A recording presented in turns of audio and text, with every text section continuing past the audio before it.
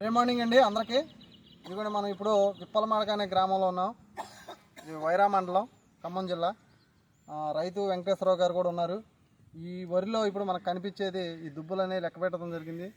ఈ 82 పిలకలు వచ్చినాయి అన్నమాట మనకి. ఇది సాయిల్ కేర్ 2 ప్యాకెట్లు వాడించాము. రైతు మాటల్లోనే విన్నాం.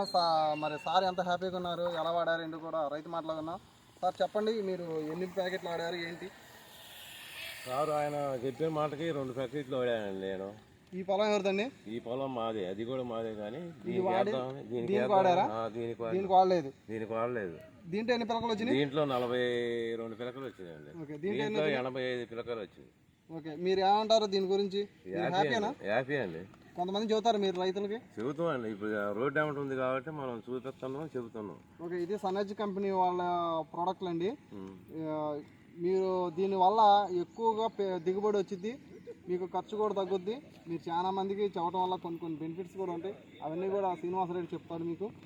ఓకే శ్రీనివాసరెడ్డి, ఒకసారి ముందు